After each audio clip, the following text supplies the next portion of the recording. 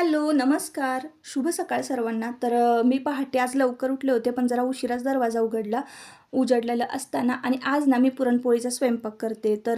चला म्हटलं तुमच्याबरोबर एक महत्त्वाची टिप शेअर करूया. ज्यांना कळत नाही की आपलं पुरण कसं परतलं गेलेलं आहे, ते कसं ओळखावं, तर त्यांच्यासाठी ही टिप खूप महत्त्वाची आहे.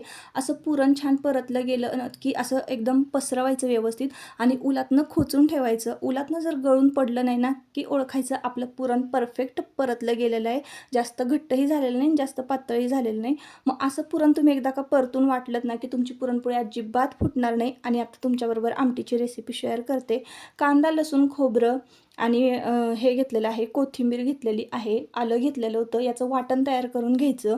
खोबरं भाजायचं, कांदा भाजायचं बरं का. आलं, लसूण आणि कोथिंबीर हे सगळं मिक्स करून वाटायचं. वाटण तयार झालं ना, लोखंडी तव्यामध्ये तेल घातलेलं आहे आणि छान वाटण भाजून घेतलं. मी तयार केलेला कांदा लसूण मसाला घातलेला आहे. पाहिजे असेल तर वरती स्क्रीनवर नंबर आहे, ते तुम्ही ऑर्डर करू शकता. कांदा लसूण मसाला 1 चमचा घातला की दुसरं कुठलेच मसाले घालायची गरज नसते. फक्त खडा मीठ घातलेला आहे मी.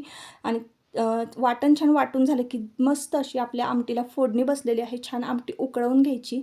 झाला आपला पुरणपोळीचा स्वयंपाक. पोळ्या वगैरे लाटून घेतल्या, टिफिन पॅक केला, नैवेद्य भरला आणि निघालो बोरीवला. तर माझं माहेर ना बोरीवचं आहे. म्हणजे 32 साली धरण झालं आणि धरणात आमचं गाव गेलं.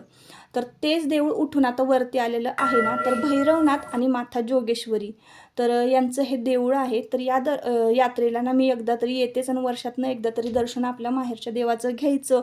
नैवेद्य, नारळ, मानपान सगळं करायचं. आणि तिकडे गेले की मग माझ्या बहिणी, वहिनी सगळ्याच मला भेटतात. आणि मग येताना की नाही आम्ही थांबलो आमचं बोरीव म्हणजे एका छोट्याशा हॉटेलवर. पण तिथे इतकी छान बोर्ड लावले होते ना, आमची वाई आणि आमचं बोरीव. म्हणजे ना सासर आणि माहेर यामध्ये फक्त एका हाताचं अंतर होतं. तर चला भेटूयात नेक्स्ट ब्लॉगमध्ये.